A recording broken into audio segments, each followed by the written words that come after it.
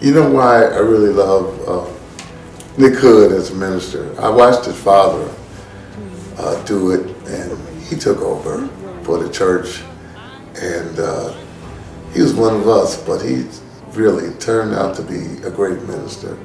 I know it's hard, and that's something that I know that all ministers may not be doing what they're doing because for the right reasons, but I know it's hard. I know he's a beautiful man, and we've been knowing each other for over 50 years. I believe in him. He's inspired me in so many ways to do what I'm doing and try to be the best at it.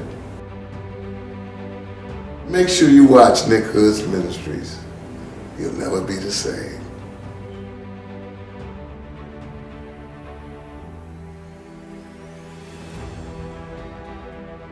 This is a new ministry which is just starting. Reverend Hood needs your help in sharing the good news of Jesus Christ and his power throughout the world.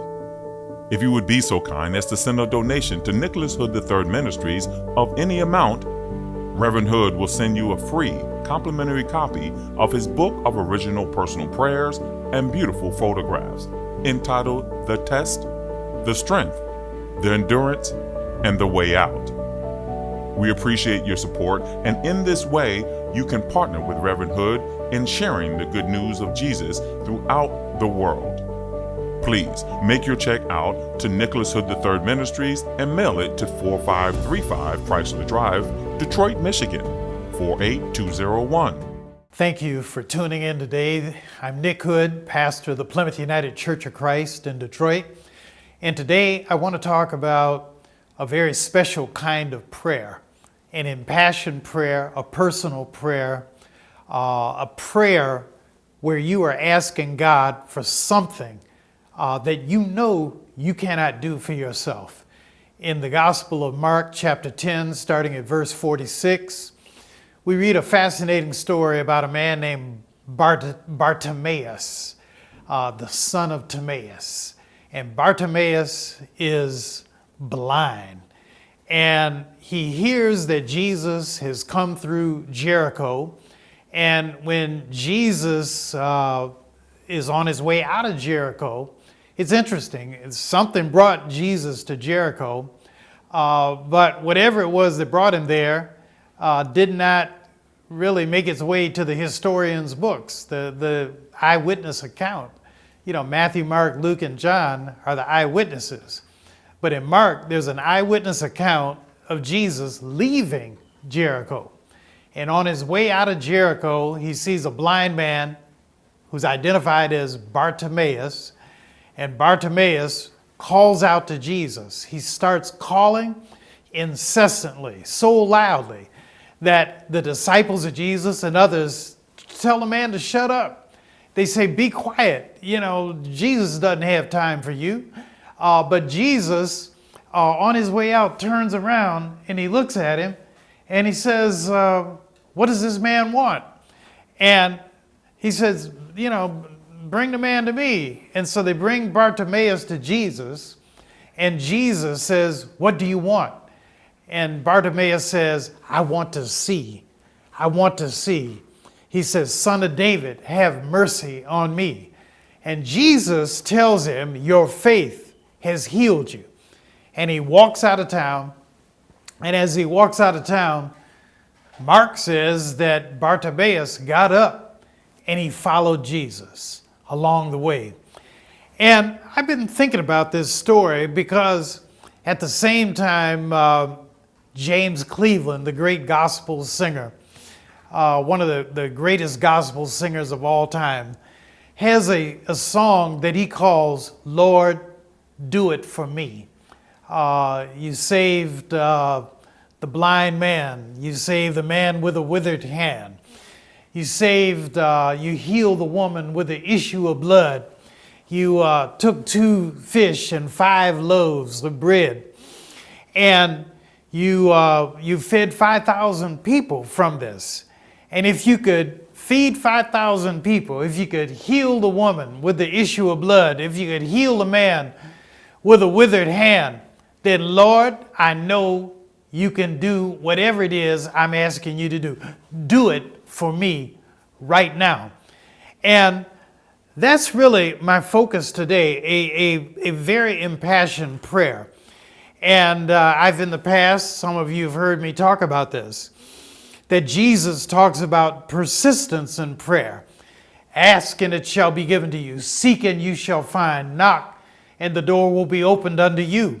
For everyone who asks shall receive. For he and she who seek will find. And to those who knock, on the door, it shall be open unto you.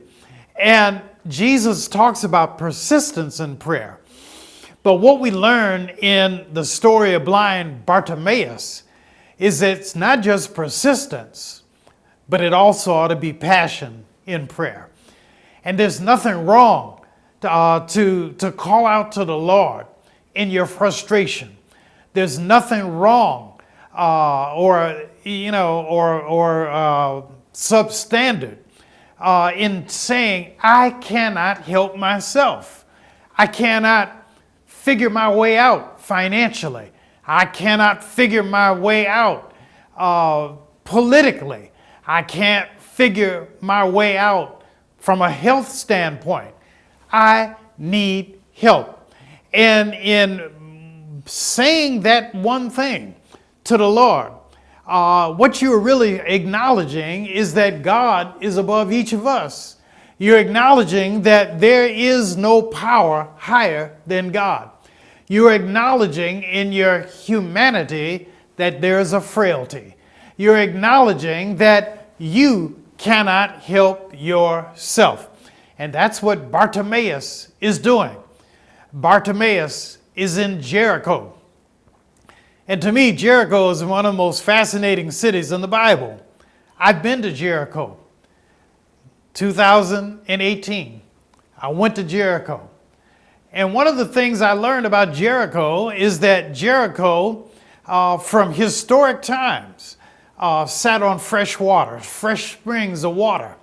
And because Jericho is in a freshwater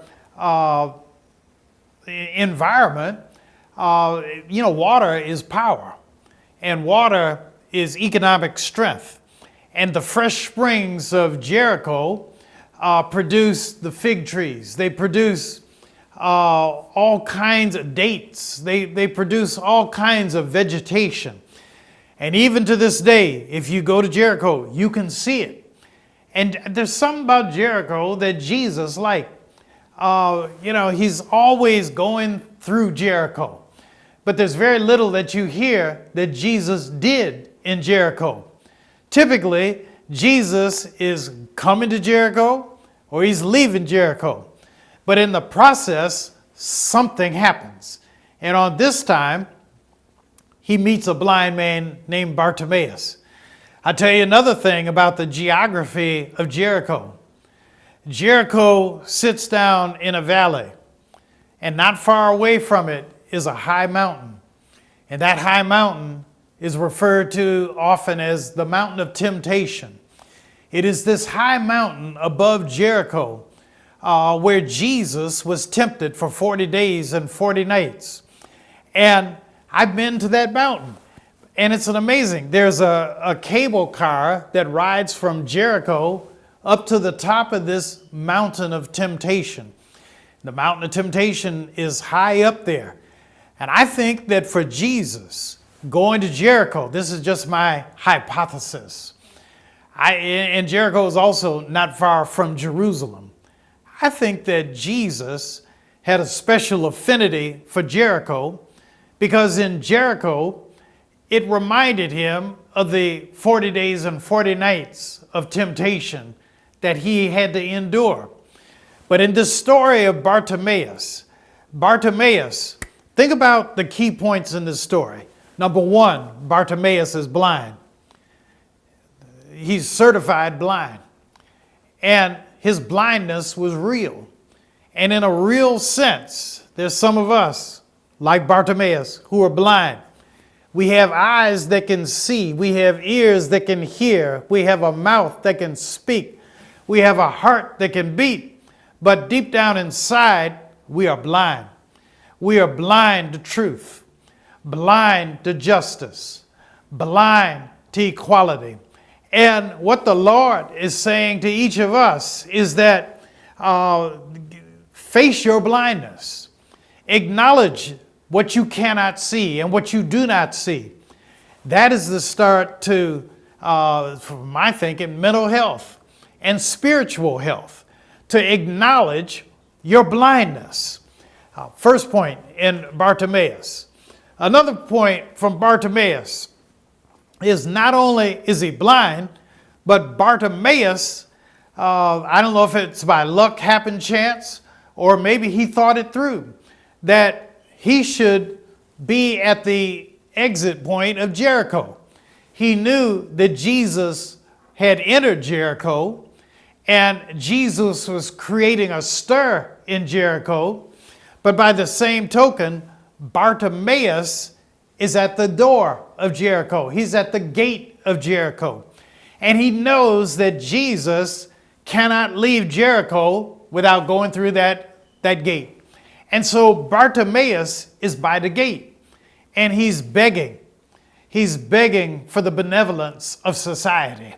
And you know, there's some today, I think, looking at this program, who are hoping, praying, and begging for benevolence, begging that the government will take care of you, begging that well-heeled neighbors and friends might take care of you.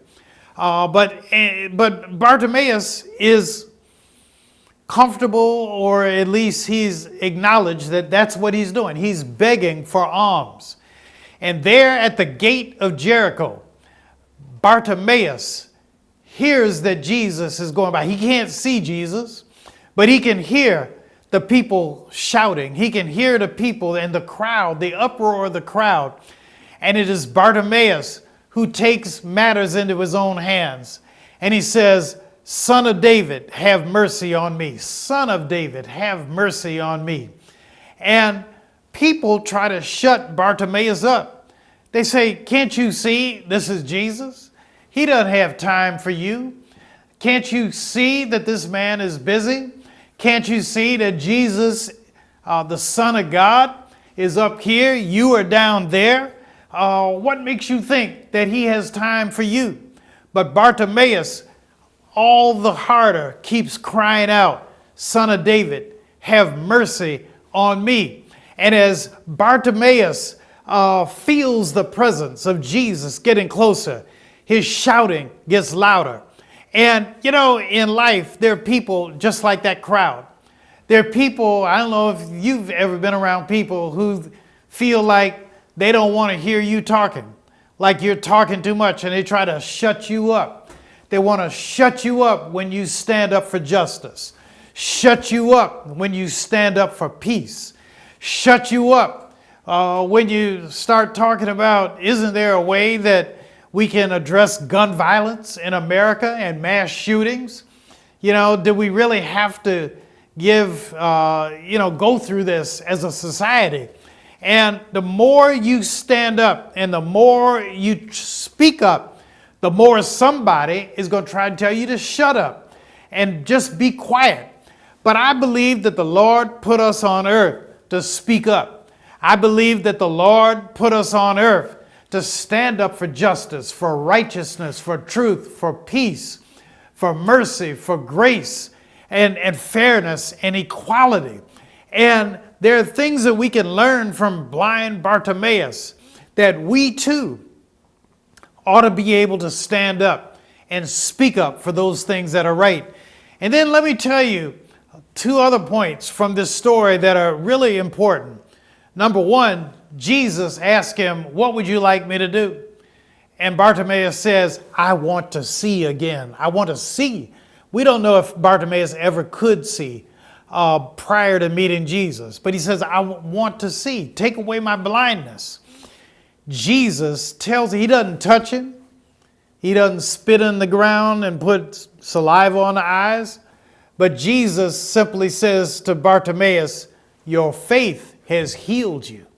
Your faith has healed you. Think about what that means. That the starting point of healing is faith. In a few weeks, I'm going to have a guest on this program, Dr. Ingida Asfar, thoracic surgeon from Ethiopia, who lives in the Detroit area now. And I asked him once, I said, when you operate on a person, how do you approach an operation if a person is afraid, if they don't think they will make it? And he said, I won't operate on them. He said, I won't operate him. Now, I'm going to bring him here on this program in a few weeks, and him and his daughters and his wife. And when they come on, they're going to tell you about faith and surgery. But Jesus tells Bartimaeus, your faith has healed you. And then the last point of this story is that Bartimaeus, his eyesight is restored, and the text tells us, and he followed Jesus. He left the beggar's point, the beggar's door in Jericho, and he follows Jesus. And I think there's a lesson in this, my friends, and the lesson is, if your faith is really going to make you whole, at some point you have to follow Jesus. At some point you have to tell the world what the Lord has done in your life. You have to be a witness for the Lord. And if you are a witness for the Lord, somebody else's life is going to be changed. Somebody else will find wholeness. I believe there's somebody looking at this program right now who's trying to figure out, how can I get beyond my blindness? And, you say, Reverend, but I can see. Yes, you may be able to see, but some of us are blind. Blind to hatred, blind to jealousy, blind to a sense of insecurity, blind to a sense of frailty, and don't realize how out of step you really are with life. But when the Lord puts his hand on you, what you will find is that the scales, the cataracts, the spiritual cataracts on your eyes are removed. And when those cataracts are removed, my friends, you walk with a new pep in your step, a new glide in your stride, because you have a story that you can tell the world about. And what you can tell the world is how the Lord found you when you were messed up, and how the Lord has now cleaned you up. And so that's the word I leave you with today. And I, through my life, try to tell the world that Jesus is my witness, Jesus is my Lord, Jesus is my Savior. You're sitting at home looking at me right now, and I want you to ask yourself, am I blind? And how can the Lord take my blindness and strip it away? The Lord is waiting for you right now, my friends. Don't hold back. Don't hide. Don't disappear. But the Lord simply wants you to say, heal me, touch me, save me, cleanse me. And once you do that, the Lord will give you new life. Stick around for a few moments. I'm going to be talking with Dr. Crystal Woods from a psychological standpoint of what this story of blind Bartimaeus says to us in today's world. Thank you so much for tuning in, and God bless. This is a new ministry which is just starting. Reverend Hood needs your help in sharing the good news of Jesus Christ and his power throughout the world. If you would be so kind as to send a donation to Nicholas Hood III Ministries of any amount, Reverend Hood will send you a free complimentary copy of his book of original personal prayers and beautiful photographs entitled The Test, The Strength, The Endurance, and The Way Out. We appreciate your support, and in this way, you can partner with Reverend Hood in sharing the good news of Jesus throughout the world. Please make your check out to Nicholas Hood III Ministries and mail it to 4535 Chrysler Drive, Detroit, Michigan, 48201.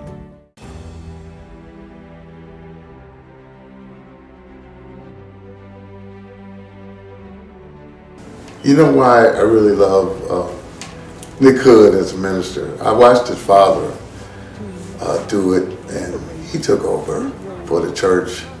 And he was one of us, but he really turned out to be a great minister. I know it's hard, and that's something that I know that all ministers may not be doing what they're doing because for the right reasons, but I know it's hard. I know he's a beautiful man, and we've been knowing each other for over 50 years. I believe in him. He's inspired me in so many ways to do what I'm doing and try to be the best at it. Make sure you watch Nick Hood's ministries. You'll never be the same.